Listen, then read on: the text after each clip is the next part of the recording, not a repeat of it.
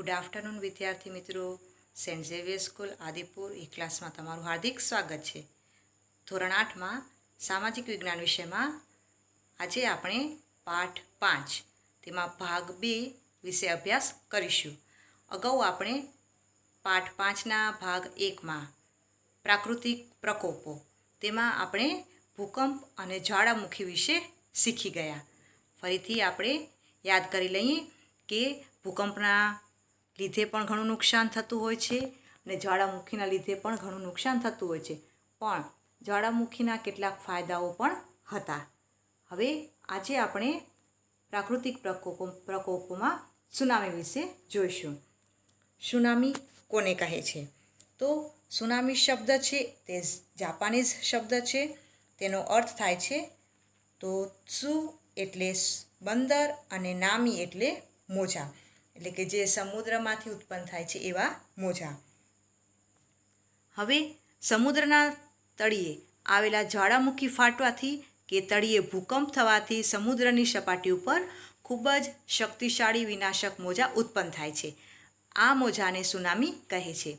જેમ જમીન ઉપર જ્યારે કંપન અનુભવાય છે અને ભૂકંપ આવે છે, એવી રીતે સમુદ્રના તળિયેથી જ્યારે કંપન અનુભવવામાં આવે છે તો ઉપરની જે પાણીની સપાટી રહેલી છે તે ધ્રુજે છે અને જેના કારણે વિનાશક મોજા ઉત્પન્ન થાય છે અને તે કેટલાય કિલોમીટર સુધી પ્રલયકારી મોજા ફેલાય છે.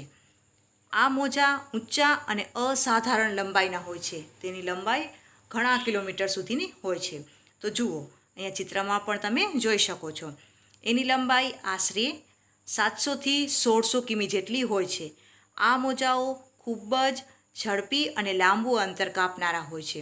આ પ્રકારના મોજાથી પાણી ઝડપથી કાંઠા પર ઊંચે સુધી ચડી જાય છે અને મોટી હોનારત સર્જે છે.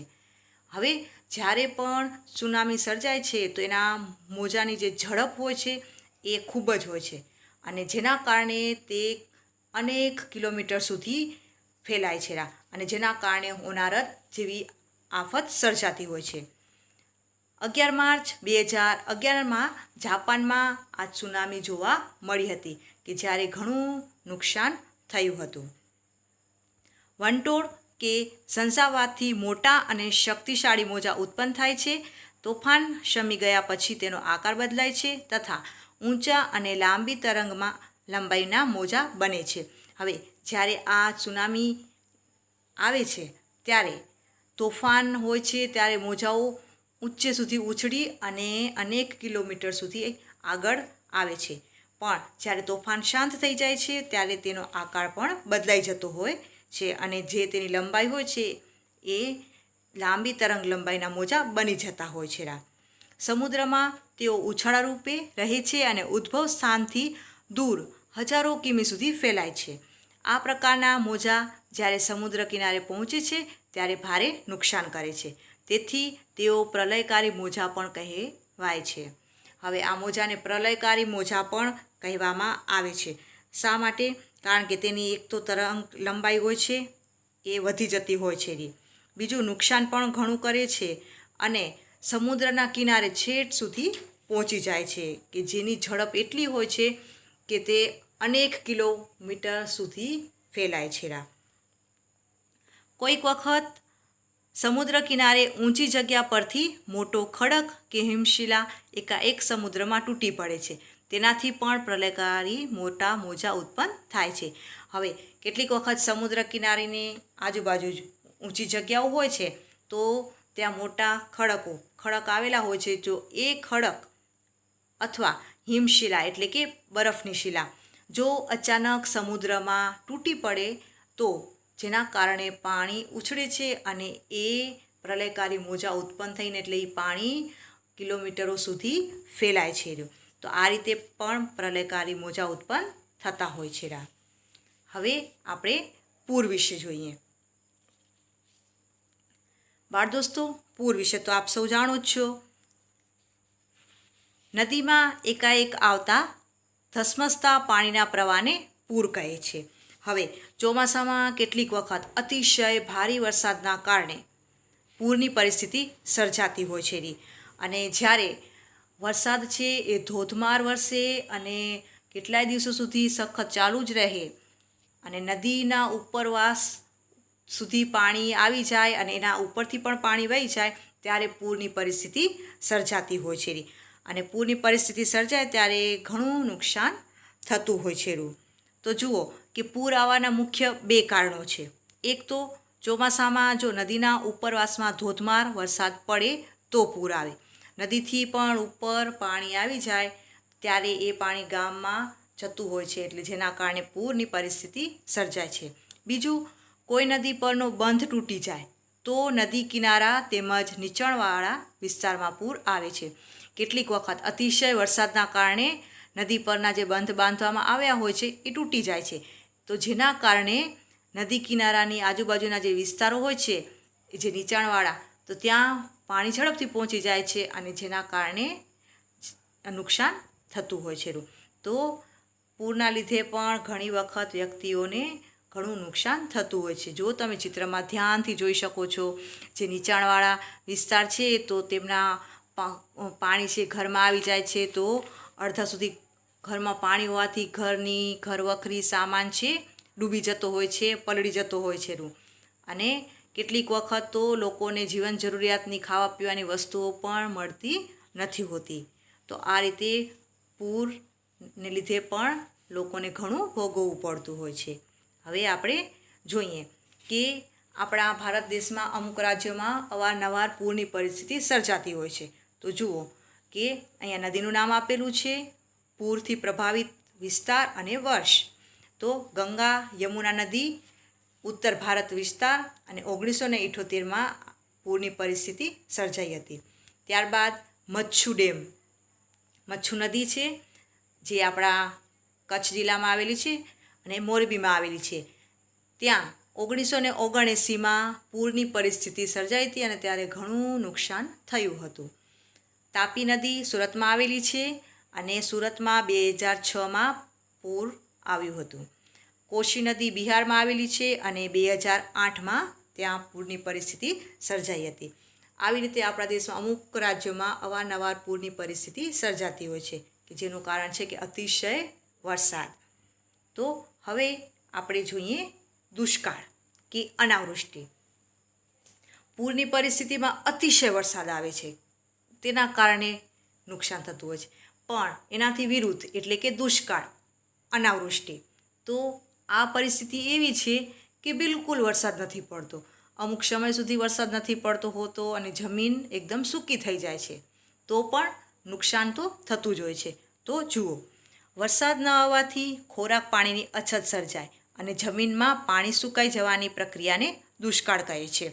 બિલકુલ વરસાદ ના આવો અમુક સમય સુધી અથવા બહુ નહીવત વરસાદ આવો તો તેના કારણે દુષ્કાળની પરિસ્થિતિ આવતી હોય છે.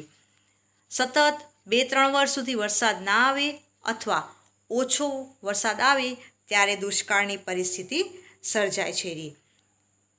વધુ વૃક્ષો વાવવામાં આવે અને વાતાવરણને પ્રદૂષિત થતું અટકાવવામાં આવે તો દુષ્કાળની સંભાવના ઓછી રહે છે. હવે દુષ્કાળની પરિસ્થિતિમાં ઘણી વખત બિલકુલ વરસાદ નથી આવતો અથવા 2-3 વર્ષ સુધી પણ ના આવે અને આવે તો નહીવત આવે, તો જેના કારણે જમીન સંતોષ થતો નથી. તો આવી પરિસ્થિતિમાં લોકોએ વધુ વૃક્ષો વાવવા જોઈએ, વાતાવરણને પ્રદૂષિત થતું અટકાવવું જોઈએ, તો જેના કારણે આપણે વરસાદ લાવી શકીએ.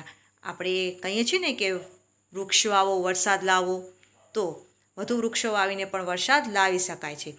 જો વરસાદ નહીં આવે અને દુષ્કાળની પરિસ્થિતિ સર્જાશે તો પણ લોકોને નુકસાન તો ભોગવવું જ પડશે, કારણ કે જમીનમાં વરસાદ જ નહીં આવે તો ખેતી કેવી રીતે કરી શકશે અને ખેતી નહીં થાય તો લોકોને અનાજ, ફળ, શાકભાજી, જીવન જરૂરિયાતની વસ્તુઓ પ્રાપ્ત થશે નહીં અને કદાચ થોડું ઘણું એ ઉત્પાદન થશે તો એ વસ્તુ મોંઘી મળશે.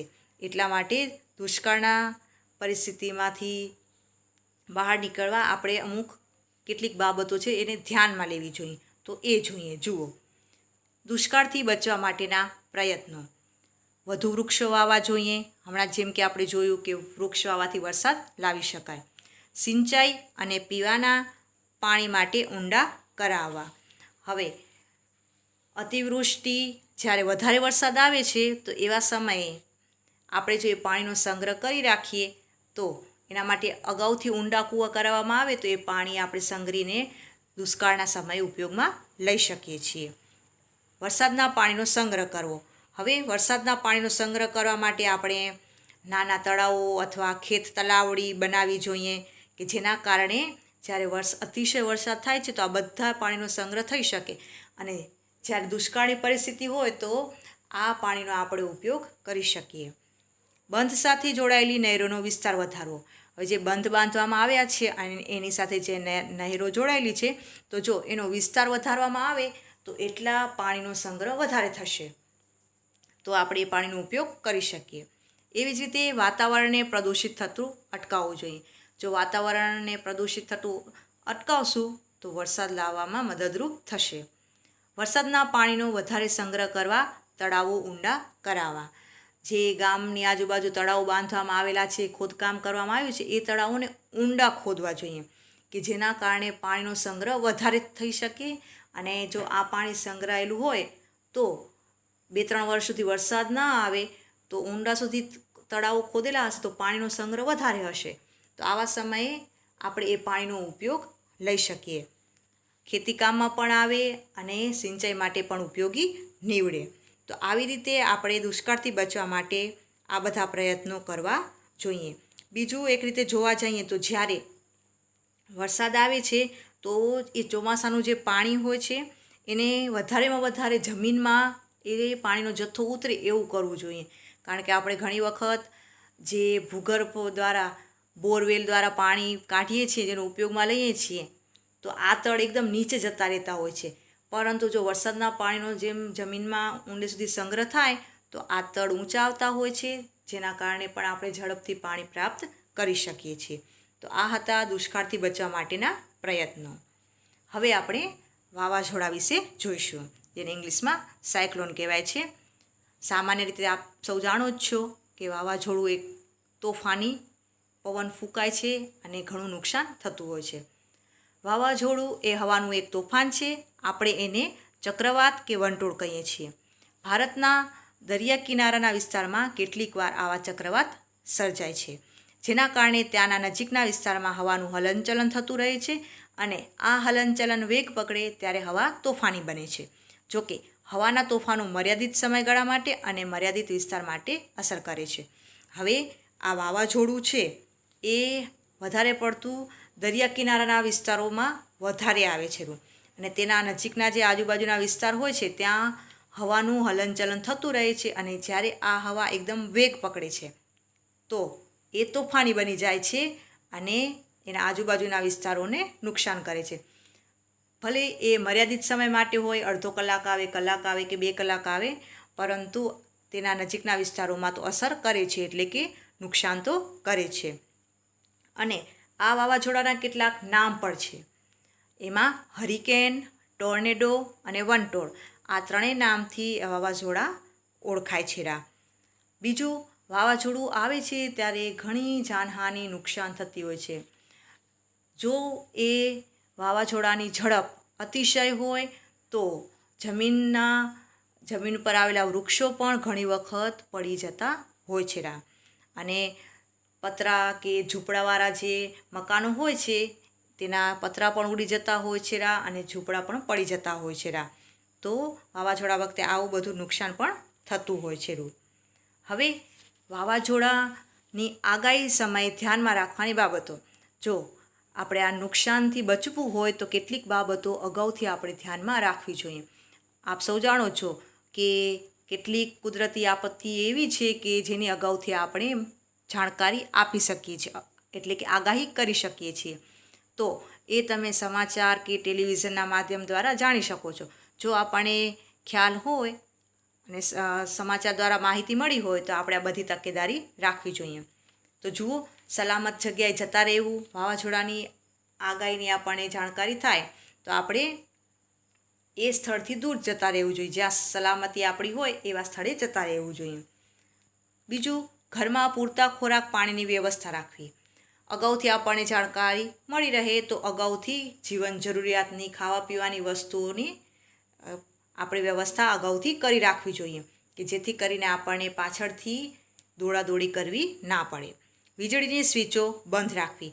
વાવાઝોડાની આગાહી હોય તો એ સમયે વીજળીની સ્વિચો બંધ રાખવી જોઈએ, કારણ કે જો પવન જોરથી ફૂંકાય અને તાર તૂટી જાય તો ઘણી વખત કરંટ લાગવાની શક્યતા રહેતી હોય છે.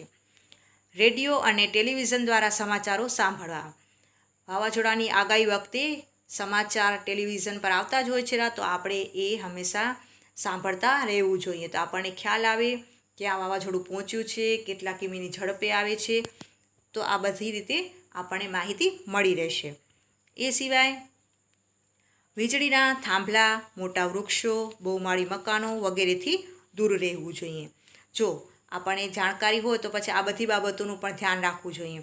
કેટલીક વખત વાવાઝોડુંની ઝડપ અતિશય હોય છે તો મોટા મોટા વૃક્ષો પણ પડી જતા હોય છે. મોટી મોટી ઇમારતો હોય તો તેનાથી પણ દૂર રહેવું જોઈએ. ઘણી વખત એ પણ ધરાશાયી થઈ જતા હોય છે. અને વીજળીના થાંભલા, તેનાથી તો બહુ જ તકેદારી રાખવી જોઈએ કે ઘણી વખત થાંભલાઓ પણ પડી જતા હોય છે અને લાઇટને લીધે આપણે કરંટ ન લાગે એની તકેદારી રાખવી જોઈએ. તો આ ખાસ બાબતો છે કે જે આપણે ધ્યાનમાં રાખવી જોઈએ. હવે આપણે દાવાનળ વિશે અભ્યાસ કરશું. દાવાનળ કોને કહે છે? તો જંગલોમાં વૃક્ષોના પરસ્પર ઘર્ષણ અથવા આકાશમાંથી પડતી વીજળી થકી કે બીજા કોઈ કારણસર આગ લાગે છે, જેને દાવાનળ કહે છે. હવે આ દાવાનળ જંગલોમાં આગ લાગે તેને કહે છે. તો જંગલોમાં આગ શા માટે લાગે છે, શેના કારણે? તો ઘણી વખત ઝાડની જે વૃક્ષની ડાળીઓ હોય છે, સૂકી ડાળીઓ, એ ગીચ જંગલો હોય છે ત્યાં એકબીજા સાથે ઘસાય છે, તો જેના કારણે આગ ઉત્પન્ન થાય છે અને જંગલમાં આગ લાગી જતી હોય છે. બીજું, કેટલીક વખત આકાશમાંથી વીજળી પડતી હોય છે, તો તેના કારણે પણ જંગલમાં આગ લાગે છે. અથવા બીજા કોઈ અન્ય કારણોસર પણ આગ લાગતી હોય છે, તો એને દાવાનળ કહે છે. હવે જંગલમાં આગ લાગવાથી વધારે નુકસાન વન્ય સંપત્તિને થતું હોય છે, કારણ કે જંગલોમાં વન્ય પ્રાણીઓ રહેતા હોય છે, વન્યજીવો રહેતા હોય છે કે એ બોલી તો શકતા નથી, એટલા માટે એમને નુકસાન થતું હોય છે. એટલે આવા વખતે આપણે ધ્યાન રાખવું જોઈએ.